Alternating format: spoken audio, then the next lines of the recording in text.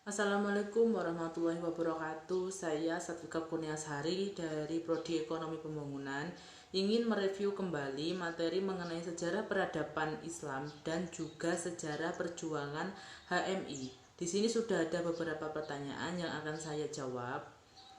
Yang pertama, pengertian sejarah dan urgensinya.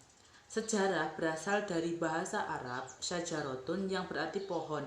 Di sini pohon diartikan pohon keluarga yang bermakna asal usul atau silsilah adanya suatu kejadian atau perkembangan tentang sebuah peristiwa secara berkesinambungan. Urgensi sejarah, menurut saya manusia perlu belajar sejarah karena sejarah mengajarkan kita untuk tidak mengulangi kesalahan yang sama di masa lalu. Yang kedua, pertanyaan yang kedua, bagaimana kondisi sosial di sejarah peradaban Islam masuk ke Indonesia?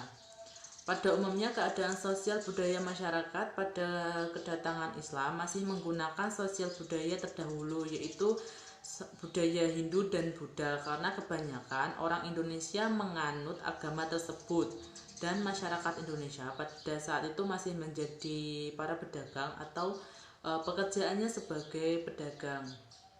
Pertanyaan yang ketiga, apa penyebabnya berdirinya HMI? Salah satu tokoh sentral yang mencetuskan pendiri organisasi mahasiswa ini adalah Lafran Pane. Beliau mendirikan HMI karena menyadari keadaan mahasiswa yang beragama Islam pada waktu itu belum memahami dan mengamalkan ajaran agamanya. Oleh karena itu, perlu dibentuk sebuah organisasi untuk mengubah keadaan tersebut. Untuk pertanyaan yang keempat, apa itu kepercayaan?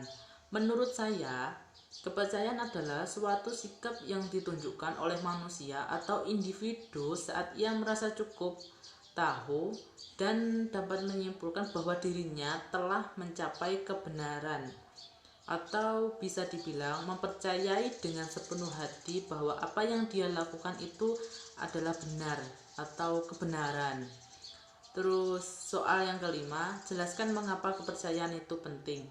Menurut saya kepercayaan itu penting karena dalam kehidupan manusia kita akan selalu menghadapi permasalahan-permasalahan.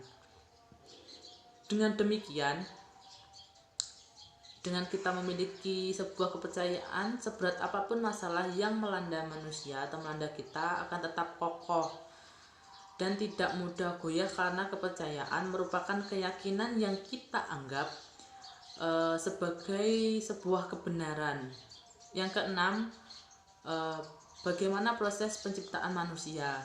Yang pertama itu melalui proses nutfah yang artinya intisari tanah yang dijadikan air mani. Yang kedua itu rahim, ya artinya tersimpan dalam tempat yang kokoh. Yang ketiga itu alaqah atau darah yang beku menggantung di rahim. Yang keempat itu mudghah atau segumpal daging dan dibalut dengan tulang belulang.